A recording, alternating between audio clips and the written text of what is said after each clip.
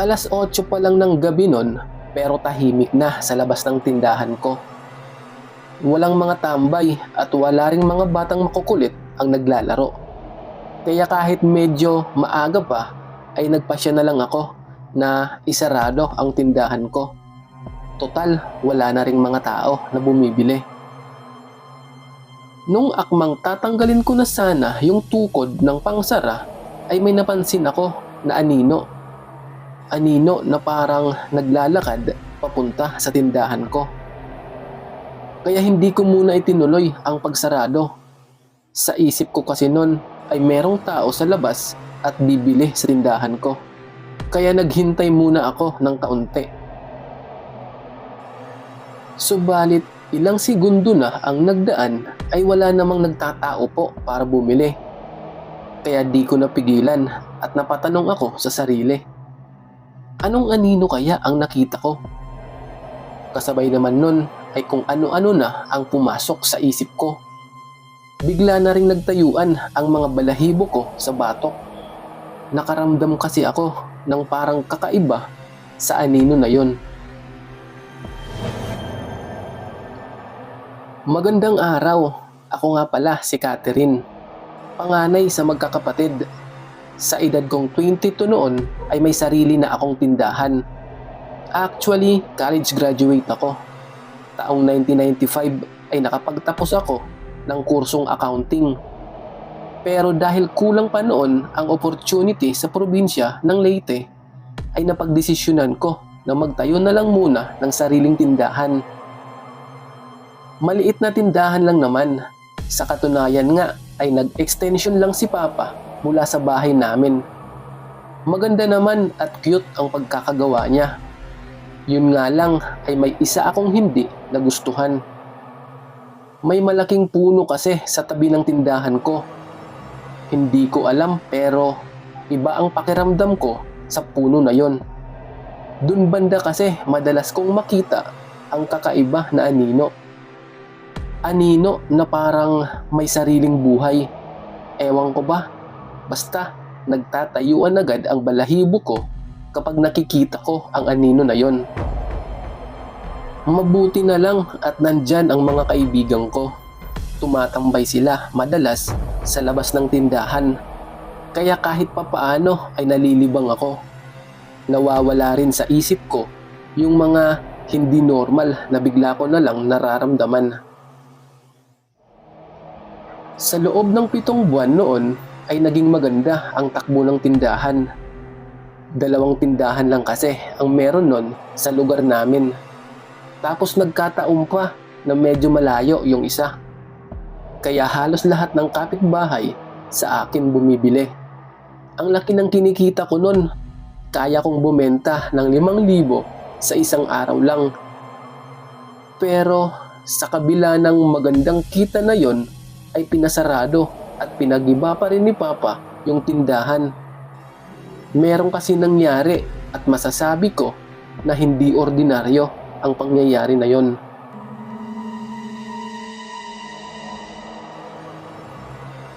Magsasarado na sana ako nun ng tindahan nang may bigla akong napansin na anino. Dahil sa pag-aakala ko na merong tao pa na bibili, ay hindi ko muna tinuloy yung pagsasarado. Hinintay ko muna ang tao na yon. Ngunit ilang segundo na ang nagdaan ay walang tao ang nagpakita o bumili sa tindahan ko. Kaya napaisip ako na baka anino lang ng aso ang nakita ko. Dahil wala namang tao ay nagdesisyon ako na ipagpatuloy ang pagsasara ng tindahan. Nung akmang tatanggalin ko na sana yung tukod ng pangsara ay may biglang sumabunot sa buhok ko. As in sa bunot talaga. Hinila ang buhok ko ng malakas at paiba-ibang direksyon. Para akong may kaaway sa likod ng mga oras na yon. Kaya kahit sobrang sakit na ng ulo ko ay pilit kong tinutuklas kung sino ang gumagawa nun. Kaso napansin ko na hindi ko rin maigalaw yung 2 kong mga kamay. Pakiramdam ko ay nakatali ang mga ito. Pero hindi ako tumigil. Nagpupumiglas ako hanggang sa nahawakan ko ang aking ulo. Ngunit sa di inaasahan ay doon rin pala magsisimula ang matinding takot na mararamdaman ko. Wala kasi akong nakapa o nahawakan man lang sa aking ulo. Kaya takang-taka ako kung sino ang sumasabunot sa buhok ko. Hanggang sa bigla ko na lang naramdaman na nanginginig na pala ang mga tuhod ko. Pumasok kasi sa aking isip na hindi tao ang sumasabunot sa buhok ko.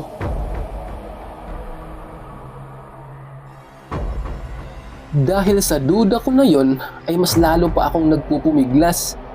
Pilit kong kinakabig ang ulo ko papunta sa aking harapan. Pero may humihila naman pabalik.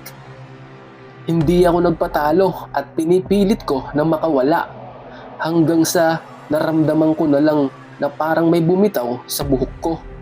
Kaya dali-dali akong tumingin sa likod para malaman kung sino o ano ang meron doon.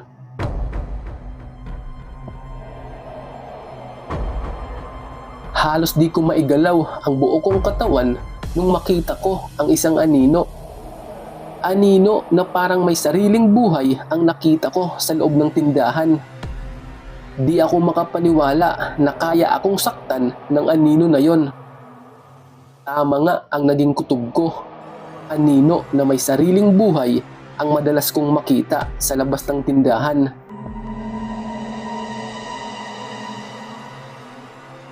Di nagtagal ay napansin kong gumalaw ulit ang anino.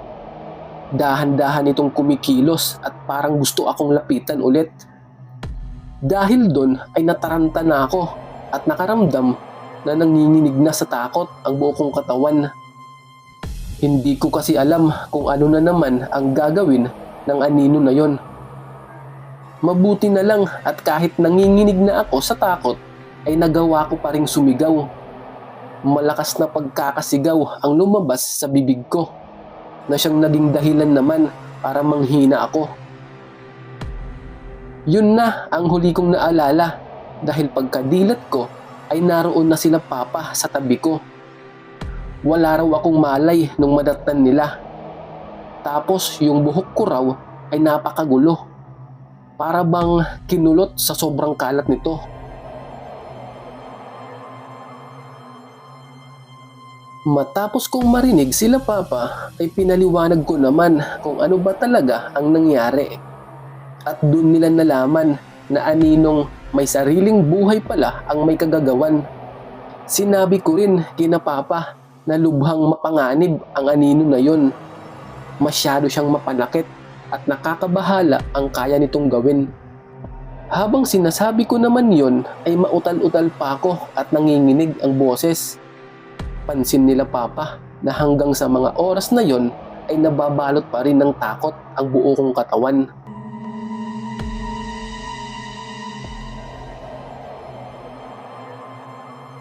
Kinabukasan ay agad na pinasira ni papa yung tindahan ko. Pati yung malaking puno ay pinaputol niya rin.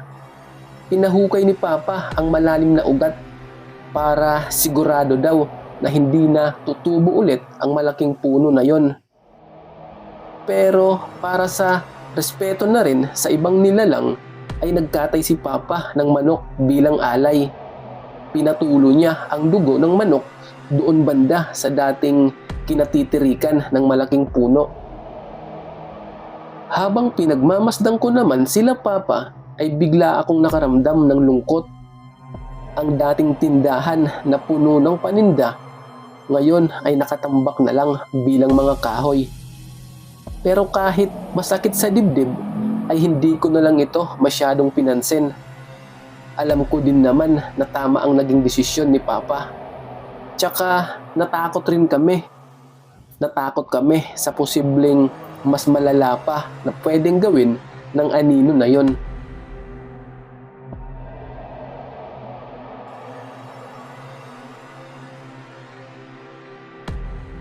Makalipas ng ilang araw ay hindi ko na naramdaman ulit o nakita ang buhay na anino. Kutob nila papa ay siguro naghanap na daw ito ng ibang puno na matitirahan. Wala na kasi ang malaking puno na nagsilbing bahay nito. Hanggang sa nagdaan pa ng ilang taon ay wala na akong balita sa anino na yon. Tsaka nandito na rin kasi ako sa Quezon City, nagtratrabaho. Matagal-tagal na rin mula nung pangyayari na yon. Pero hanggang ngayon ay di pa rin ako makapaniwala. Sa katunayan nga ay hindi pa rin malinaw sa sarili ko kung sino nga ba o ano ang anino na yon.